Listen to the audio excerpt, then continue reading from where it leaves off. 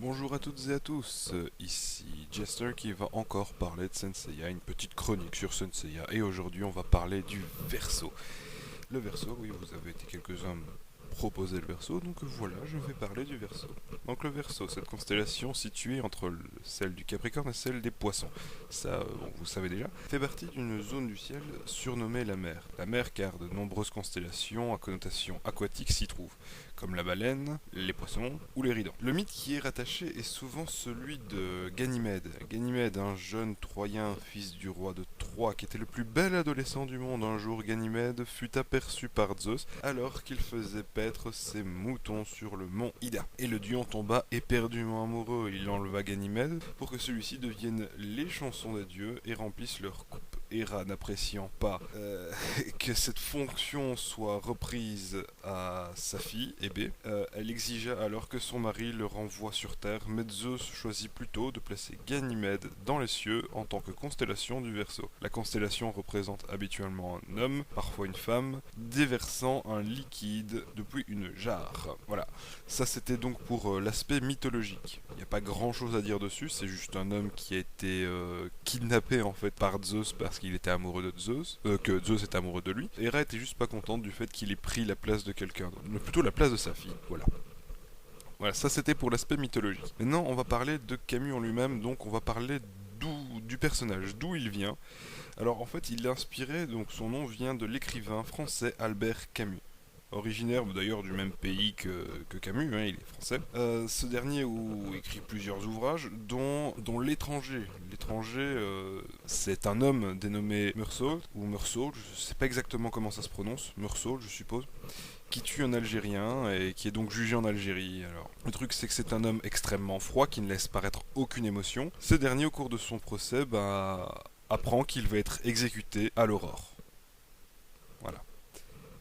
Donc il est possible que l'Aurora Execution vienne de là, d'ailleurs je pense que c'est complètement de là, ce qui semblerait logique étant donné que Freezing Coffin, le cercueil de glace, a encore une connotation mise à mort en fait, donc je pense que ça vient de là aussi. En fait. Et non, on va parler des relations de Camus en fait. Camus en fait a un ami qui est Milo. Alors comment est-ce qu'ils ont... comment est-ce que Kurumada met ça en place? En fait c'est Milo qui était censé être à la base le maître de yoga, mais qui a été remplacé par Camus.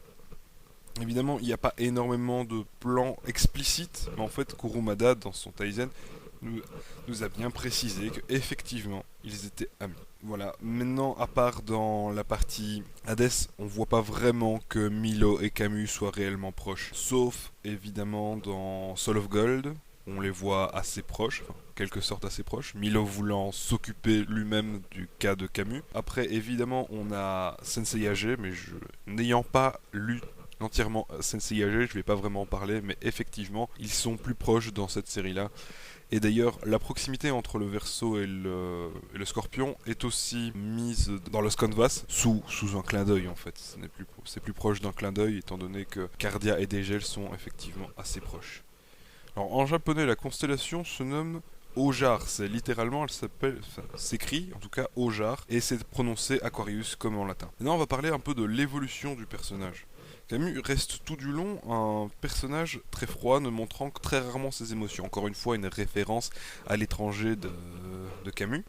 Donc tout au long de la série et de ses spin-offs, en fait, il fait vraiment office de traître idéal. Par là, j'entends qu'il change de camp sans cesse. Bon, évidemment, explicitement, implicitement, c'en est tout autre. Mais je veux dire que du fait qu'il ne montre aucune émotion, on ne peut pas réellement savoir dans quel camp il se trouve. Dans l'arc sanctuaire, il est d'abord présenté comme un méchant, puis après présenté comme un gentil. Dans l'arc Hades, il est aussi présenté comme un méchant, puis après comme un gentil. Dans l'arc Soul of God, là par contre, il est réellement passé du côté des God Warriors, puis revient vers Athéna par après. Sans compter évidemment le film Abel où il devient serviteur d'Abel puis le trahit juste après avoir entendu son plan. Camus est néanmoins très impliqué dans chacune de ses causes. À chaque fois il est prêt à mourir pour elle. Que ce soit pour enseigner à yoga ses plus grands secrets, mais aussi pour donner son armure à Athéna, pour détruire le mur des lamentations, pour rembourser une dette ou bien même pour sauver un ami. On voit tout du long de la série qu'il n'est pas sans cœur. En effet, il donne sa vie pour apprendre ses ultimes secrets à Yoga en lui offrant des enseignements même si assez rudes. Il fait tout ce qui lui semble juste et le plus adapté pour pouvoir sauver son élève d'une mort relativement atroce, Dixit, le cercueil de glace, en lui envoyant son armure à deux reprises, une fois dans l'arc Poséidon, une fois dans l'arc Hadès. Donc, sa mort la plus marquante, on va parler un peu de sa mort la plus marquante, ce sera le dernier point à aborder. Effectivement, il n'y a pas beaucoup plus à dire en fait sur le personnage de Camus. On va parler maintenant de sa mort la plus marquante, étant contre Yoga lors de la bataille du sanctuaire. Mais pourquoi est-ce qu'ils se sont affrontés? Voilà. Maintenant, vous allez me dire, oui, effectivement, oui, dans le scénario, c'est ce que Kurumada voulait. Oui, mais non.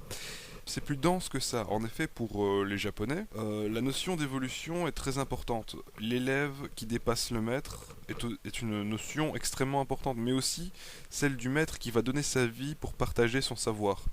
Car en fait, c'est une partie de son âme qu'il transmet à son élève, et donc en fait, il ne disparaît jamais vraiment. Et j'ai conscience qu'il n'y avait pas grand-chose à dire sur ce personnage-là. Enfin, du moins, c'est vraiment la sensation que j'ai eue en écrivant le texte. Maintenant, j'ai peut-être oublié des choses. Si j'ai oublié des choses, n'hésitez pas à me le dire. Et encore une fois, comme la dernière fois, je vous propose de me mettre dans les commentaires ce que vous voulez voir pour la prochaine chronique. Moi, je vous dis à la prochaine et portez-vous bien. Ciao.